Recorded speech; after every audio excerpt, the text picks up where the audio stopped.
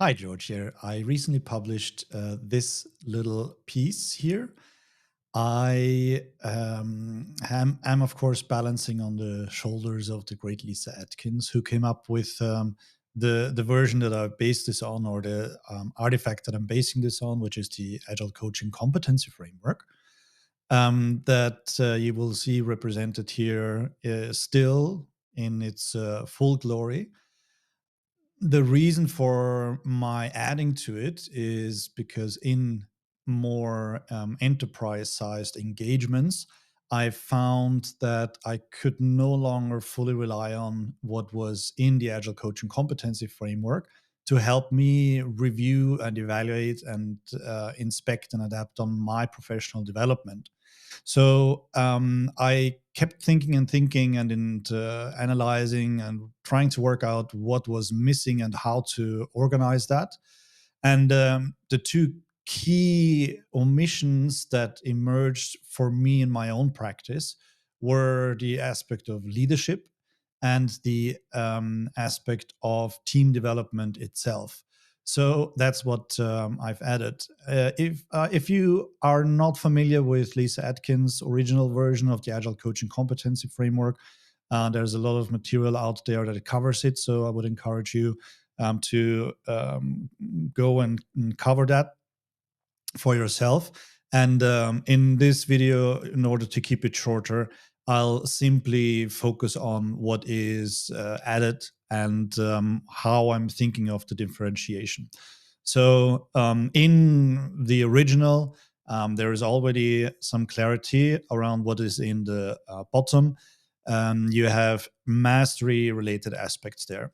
And in the top, the way that I looked at Agile and Lean, it was a lot about expertise.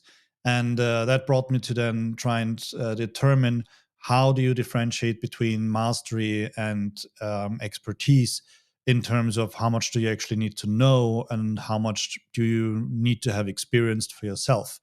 So in mastery, I rely a lot of on practice also of a lot of methods, patterns, and recognizing patterns, trying out patterns, etc.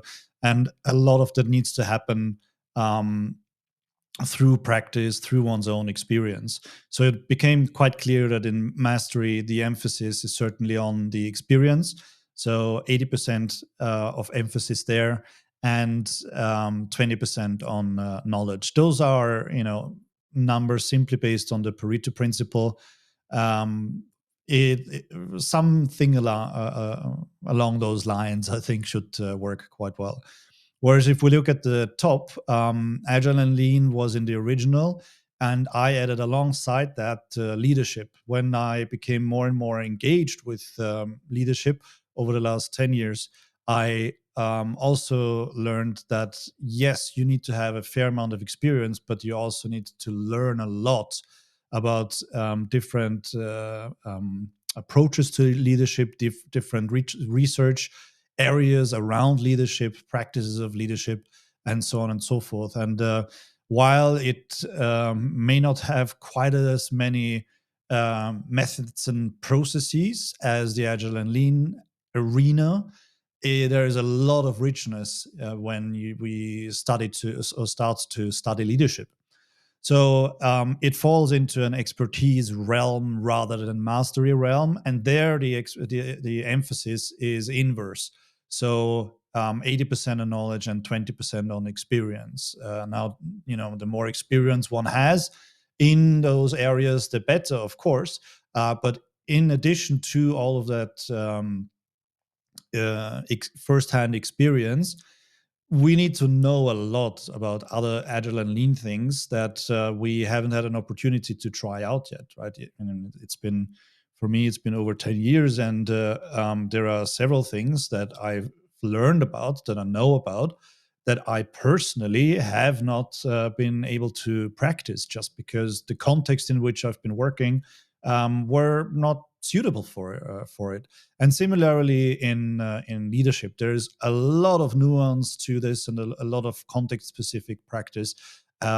meaning that, again, there is a big emphasis on additional knowledge more so than experience. So that's my underlying hypothesis that I'm putting forward through this. And then the addition to the middle to complete the trifecta of additions um, is the Scrum values bit. So I always saw the center as a focal point for me, although it is not necessarily so, right? If we're looking at it specifically, then the center equals 0 for each of those wedges around. But I always used the center to bring myself back to center in order to try and work out where I am and where I'm looking. So it then occurred to me, well, that is then also a place for me to recharge and synchronize with how I'm standing in my own truth and how I'm doing my best to uphold integrity, show up with authenticity, and remind myself of the values, not only my core values, but also core values that help us in all of these endeavors. And the Scrum values are tried and tested. They're classics, and so I've adopted them into the center here. So that is where the center edition comes from. And now is actually the third one, because I missed when we were in the mastery area on the bottom what the addition was there. And that is the team development mastery. It takes a specific subset of understanding and knowledge and experience and expertise to work with the team and take them from what seemingly appears like a number of strangers and work with them in a way so that they approach and perhaps achieve high performance as a team. That is very distinct to me, and I didn't feel like it was sufficient for my own practice, that it was implicit in the Agile Coaching Competency Center. Because of course it is implicit there, right? Part of the big work that we do, applying those skills that we have on the left and right, and engaging in agile and lean practices, is all around developing the team.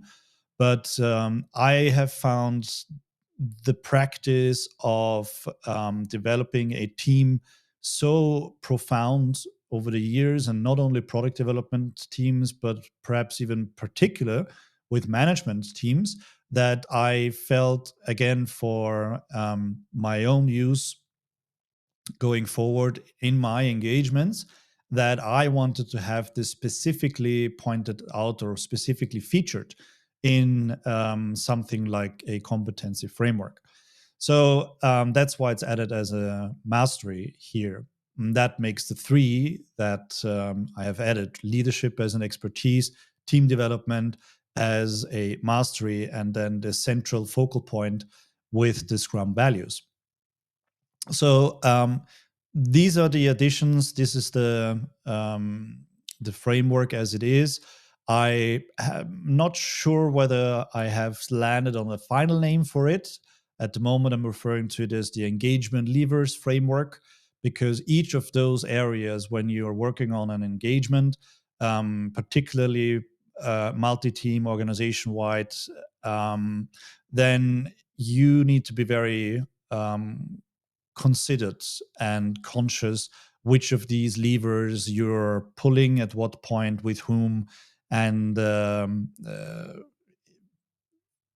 so for me, the working title is a useful one, but perhaps you have other ideas. I'm open to hearing them, of course. And also, I'm still very much open to hearing feedback on what you think about this adapted framework, so the engagement levers framework. And with that, I'm going to conclude it for today. If you have any comments, I am looking forward to reading them and get back to you on them. So thank you much for sharing your time with me, allowing me to introduce the engagement levers framework with you. And I wish you a great day.